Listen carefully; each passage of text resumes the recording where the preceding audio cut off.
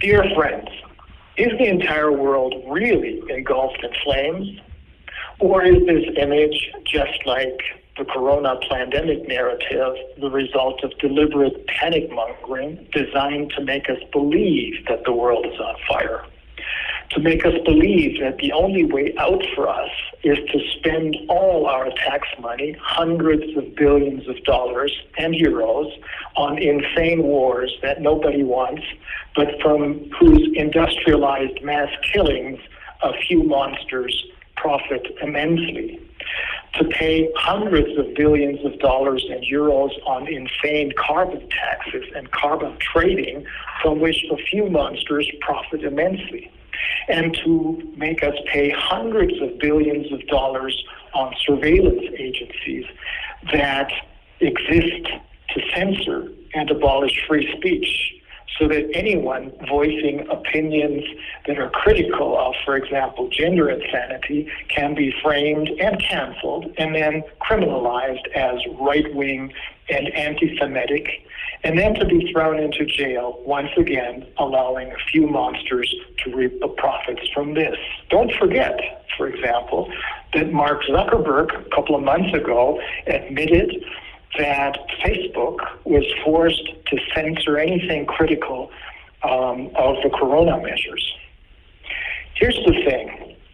I learned through the corona pandemic that we can trust neither the mainstream media nor the politicians nor the pseudoscientists when they make their allegedly independent, science-based panic announcements.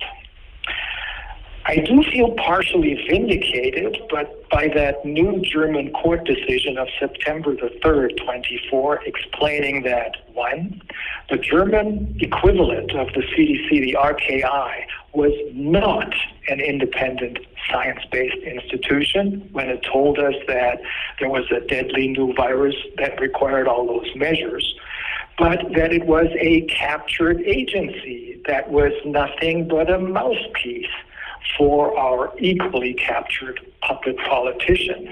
And two, the court decided that the so-called vaccines did not do what the puppet politicians and the RKI told us it would do.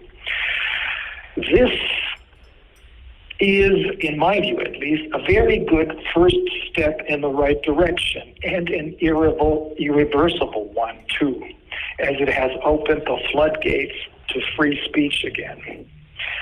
So after that, to me at least, eye-opening experience with the pandemic, I don't feel that I at least can trust anything that the same people who brought us the pandemic are telling us now. What does that mean beyond the pandemic, that is? Well, I am ashamed to have to admit that for many years the word Palestinian to me was synonymous with terrorism, because that's what we were told after the terrorist attacks on the Olympic Games in 1972. That was in Munich. I knew, of course, that Palestinians had, quote-unquote, lost a huge chunk of their land in 1948 when it was taken from them to create Israel as a country for Jewish people. But for some reason, this fact never played any role in the official narrative, so that I, at least subconsciously, believed that there was a good reason for this fact being deleted from the official narrative. And the fact that for decades now the Palestinians in Gaza and in the West Bank have lived in occupied territory that is now under siege was somehow lost on me. But just like with the pandemic, your views sometimes change drastically when you're forced to take a look at the other side of the story. And all of a sudden, you start to remember things and the fog of the official narrative clears. Now, for more than a year now, I had the opportunity to see both sides of the story and then make up my own mind. I watched the same story being told by the German, the British, the French, and Turkish mainstream media. As far as gender insanity and virus-induced pandemics and CO2-induced climate change and the Ukraine is concerned, they were all towing the same line. But with respect to Gaza and now Lebanon, the Turkish news channel TRT World broke ranks and delivered a vastly different account of what was really happening on the ground in Gaza. They're the only news channel that has reporters on the ground who calmly but visibly shaken tell and show their viewers the completely dehumanized horror that has now killed more than 43,000 people since October the 7th, 70% of whom are women and children. Over the last, let's say, three months or so, the worldwide protests that are growing bigger and bigger have forced the other mainstream media to not ignore this any longer. Their news presenters' faces show that they're shocked too. Only the German mainstream media continue to talk about Israel's right to defend itself. But how can the deliberate targeting of schools, hospitals, children, healthcare workers, and journalists, and the deliberate destruction of the entire infrastructure there in that occupied territory that has no army, how can the bombing of 10 cities with fighter jets and the shelling of hospitals with tanks, how can that be self-defense? If you have seen the movie Apocalypse Now, with final scenes with Marlon Brando whispering over and over again the horror, you know what he had in mind if you've seen what's been going on in Gaza over the last year. Self-defense? To me, it looks like that's what the Palestinians and now the Lebanese can claim. And this, my view, is based not just on the reporting that I've seen on TRT, but it is based specifically on extremely disturbing, eye-opening insights that were provided through the interviews of highly critical Jewish politicians, investigative journalists, and others, like Jill Stein, the Jewish American running for the presidency for the U.S. Green Party, and most recently, the president of the U.S. Middle East Project, Daniel Levy. They, too, they're trying to silence them. But, of course, you can't really frame them as right-wing anti-Semites. No, they're being framed as mentally unstable, self-hating Jews. This doesn't work anymore, though. Now, in the U.S. swing states, Wisconsin and Michigan, a very large group of Muslim Americans is voting for Jill Stein, or even for Donald Trump, as he, despite all the other rhetoric, promises peace, but not for Harris, as she is viewed as a all-wash and no hangout person, an empty suit and with no moral compass. I believe that on Tuesday, the 5th of November, Donald Trump will win the presidency. He has already announced that RFK Jr. will have a very important position in healthcare in his administration. And this indicates to me, at least, that Trump, who was highly suspicious of what Fauci tried to tell him about the pandemic, will have RFK Jr. conduct a thorough investigation of the pandemic. After all, after I had published my 50-minute video in September of 2020 on how the PCR test was deliberately misused to create cases that didn't exist in order to commit what I considered even then as crimes against humanity, RFK Jr. set up the PCR test working group. This group met once a week with dozens of high-profile scientists, lawyers, doctors, and politicians. And at the end of 2021, he and I met for an extensive discussion on of a legal strategy on how to best attack the measures and go for damages. We'll see what happens. But one way or another, the pandemic fraud will be exposed. We're ready. Regardless of what else happens, we're ready. That is myself, the international group of attorneys. We have all the evidence. We have access to all the experts. In fact, a couple of weeks ago, I received a brand new paper on the PCR test fraud from a good friend and scientist. Now, let me get back to the idea of self-defense for a moment. In a self-defense situation, that is when you're under attack, anything that is necessary to stop the attack is okay. Now, if you take the facts of my current situation, the legal analysis of these facts shows clearly that this is a self-defense situation. We have a kidnapping from Mexico, deliberately disguised as a fake deportation and or as a fake extradition. We have a complete denial of a fair hearing.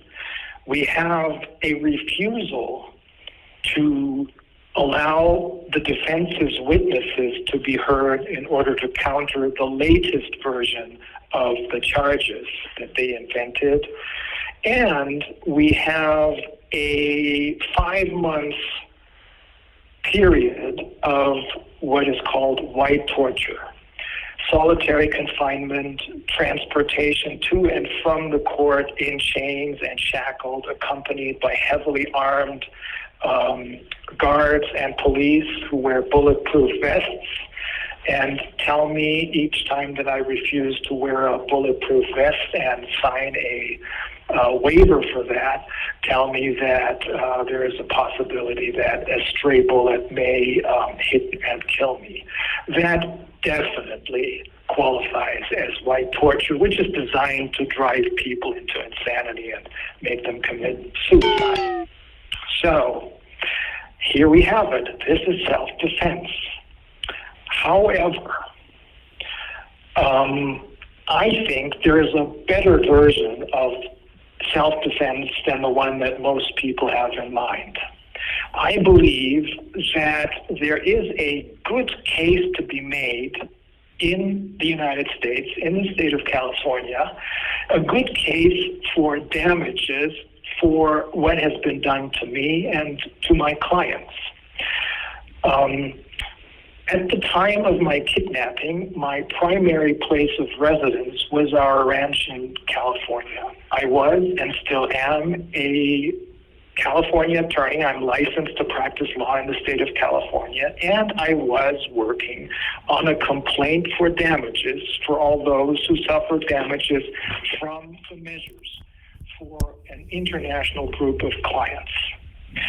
I won't go into the details of how we will argue this case, but the remedy, that is the money damages to be received for me and my clients because I have been taken out of business by the state of Lower Saxony, could be, for example, to seize the 20% of VW shares that are owned by the state of Lower Saxony, which is responsible for everything. Now, those VW shares are traded on the New York Stock Exchange and can therefore be seized easily in the United States.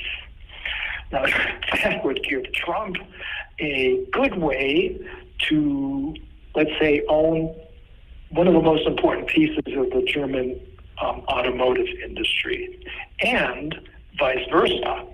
The German employees, the workers, would profit from this as well. This is almost like 80 years after the first time the United States and the Allied powers freed Germany and liberated Germany. This is the second time.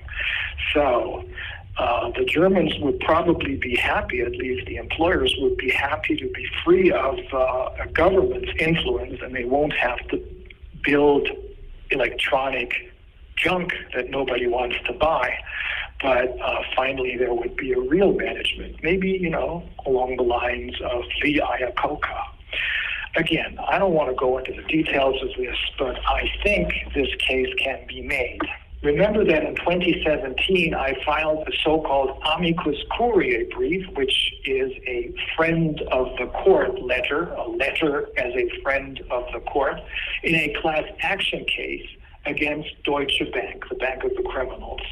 The amount in controversy, that is the money that the parties were fighting over, was $85 billion. I explained to the court that Deutsche Bank had not just acted negligently when they caused damage to the plaintiffs, but with intent, thus opening the door to punitive damages.